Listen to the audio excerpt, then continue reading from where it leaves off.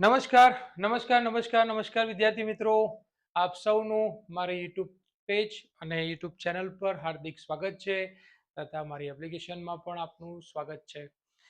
આજે આપણે ભણવાના છીએ, શરૂઆત કરવાના છીએ ધોરણ 12 કોમર્સ અને આર્ટ્સની અંદર આવતા અર્થશાસ્ત્ર વિષયની.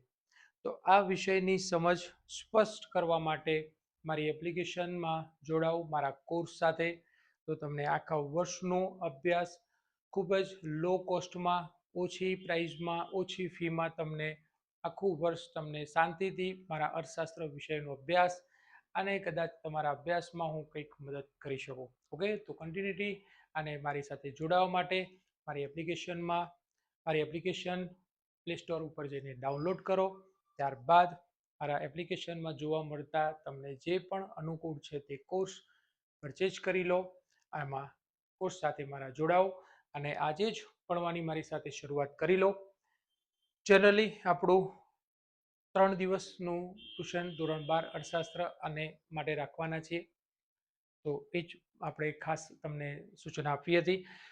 આજે ચેપ્ટરની શરૂઆત કરીએ તો એમાં પહેલું ચેપ્ટર અર્થશાસ્ત્રમાં આલેખ. તો એ અર્થશાસ્ત્રમાં આલેખની અંદર ખૂબ જ ઘણા બધા ટોપિક્સ નાના મોટા છે. એ પાઠની અંદર આવતા તપાસીશું, સમજીશું, સમજવાનો પ્રયત્ન કરીશું, અભ્યાસ કરીશું એનું.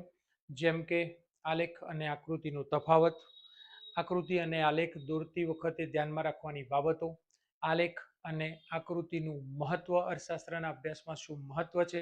ત્યાર પછી ટેકનોલોજીના ઉપયોગના સંદર્ભમાં કમ્પ્યુટર ટેકનોલોજીનો ઉપયોગ અને એના ભયસ્થાનો, ઇન્ટરનેટ ટેકનોલોજીના ઉપયોગ અને ભયસ્થાનો, કોમ્પેક્ટ ડિસ્ક, આ ત્રીજી ટેકનોલોજી બોલાય છે બેટા.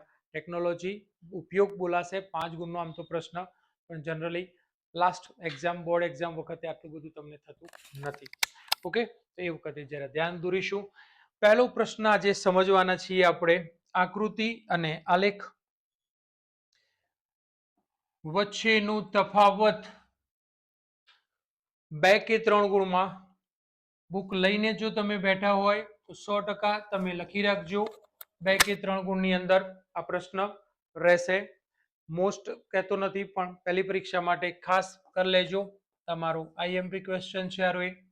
બોર્ડ એક્ઝામ વખતે તમે સાથે જોડાયેલા રહેશો તો આપને ધીમે ધીમે ખ્યાલ આવતો જશે, સમજણ પડતી જશે અને પ્રશ્નોનું લિસ્ટ પણ આપને ખ્યાલ આવતો જશે. ઓકે, તો શરૂઆત કરીએ તફાવતની. 2 કે 3 ગુણના તફાવતના પ્રશ્ન તરીકે. તો તફાવત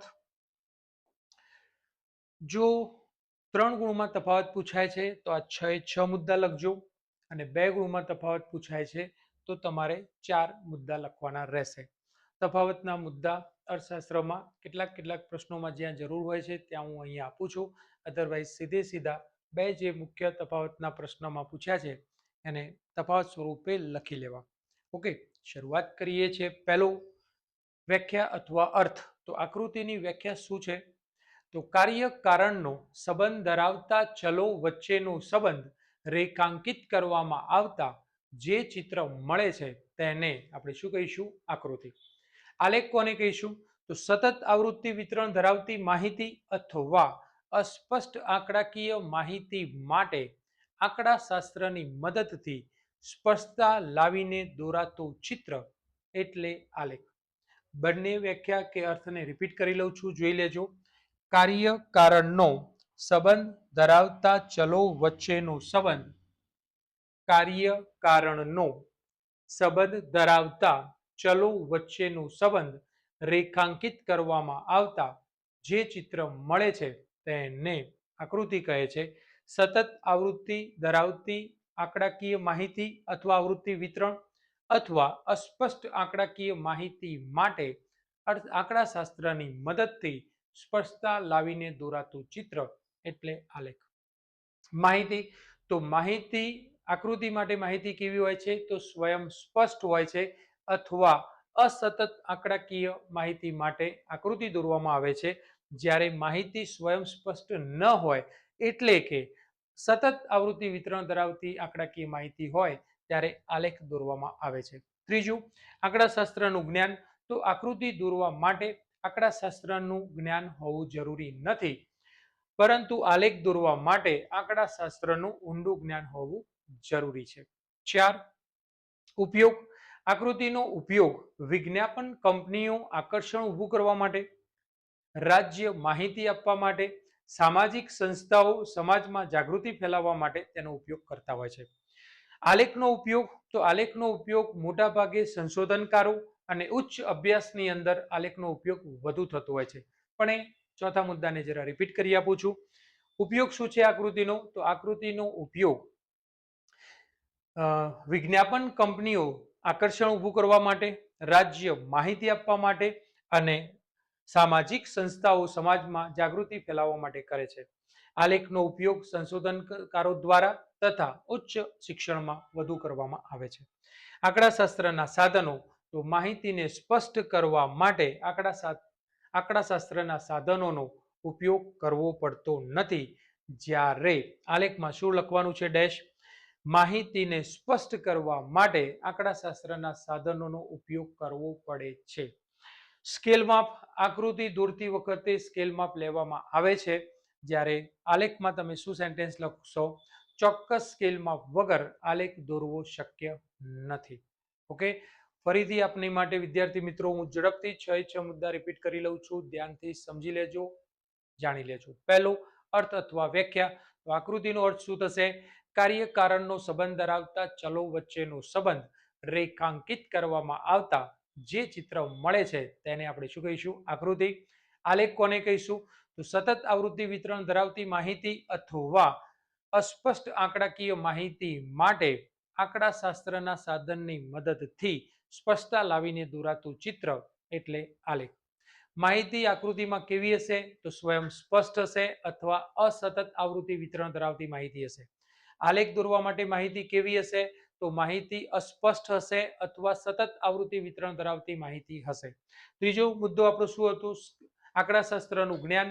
આકૃતિ દોરવા માટે આંકડાશાસ્ત્રનું જ્ઞાન હોવું જરૂરી નથી. જ્યારે આલેખમાં શું લખશો તમે? આલેખ દોરવા માટે આંકડાશાસ્ત્રનું જ્ઞાન ઊંડું જ્ઞાન હોવું જરૂરી છે. ઉપયોગમાં આકૃતિમાં શું તફાવતમાં મુદ્દા નંબર 4 લખીશું આપણે. તો વિજ્ઞાપન કંપનીઓ આકર્ષણ ઊભું કરવા માટે, રાજ્ય માહિતી આપવા માટે અને કેટલીક સામાજિક સંસ્થાઓ સમાજમાં જાગૃતિ ફેલાવવા માટે આકૃતિનો ઉપયોગ કરે છે. જ્યારે આલેખમાં શું લખશો? આલેખનો ઉપયોગ મોટા ભાગે સંશોધનકારો દ્વારા અને ઉચ્ચ શિક્ષણમાં વધુ જોવા મળે છે. પાંચમો મુદ્દો શું લખ્યું? આંકડાશાસ્ત્રના સાધનો. તો આકૃતિની અંદર માહિતી સ્પષ્ટ હોય છે એટલા માટે આંકડાશાસ્ત્રના સાધનોનો ઉપયોગ કરવો પડતો નથી. જ્યારે આલેખમાં માહિતી અસ્પષ્ટ હોય છે, સ્પષ્ટ નથી હોતી, તો માહિતીને સ્પષ્ટ કરવા માટે આંકડાશાસ્ત્રના સાધનોનો ઉપયોગ કરવો પડે છે. છેલ્લો મુદ્દો તફાવતનો છઠ્ઠો તમારો કયો આવ્યો? સ્કેલ માપ. તો આકૃતિ દોરતી વખતે સ્કેલ માપ લેવામાં આવે છે અને આલેખમાં શું લખશો? ચોક્કસ સ્કેલ માપ વગર આલેખ દોરવો શક્ય નથી. કદાચ વધારાનું કોઈને લખવું છે તો સાતમો મુદ્દો એવો પણ લખી શકાય કે સામાન્ય પ્રજાને જાણકારી આપવા માટે, સમજાવવા માટે આકૃતિનો ઉપયોગ થાય છે. જ્યારે સામાન્ય આલેખ માટે લખવું હોય તો સામાન્ય પ્રજાને માહિતી આપવા માટે આલેખનો ઉપયોગ થતો નથી. એવો મુદ્દો પણ તમે સાતમો બનાવી શકો છો. ઓકે, અહીંયા રાખીએ છીએ. આપ સૌનો મને જે સહકાર આપો છો, મારી એપ્લિકેશનમાં જોડાવામાં જે પણ મારા મતલબ કે કલીગ છે, મિત્રો છે, વિદ્યાર્થી મિત્રો છે, કેટલાક સર છે, કેટલાક મેડમ છે, તો એ બધાનો આ યુટ્યુબ થકી હું તમને તમારો ખૂબ ખૂબ આભાર માનું છું. આજે અહીંયા રાખીએ છીએ. વળી પાછા મળીશું કંઈક નવા વિડીયો સાથે, નવા ટોપિક સાથે. ખૂબ ખૂબ ધન્યવાદ. Thank you.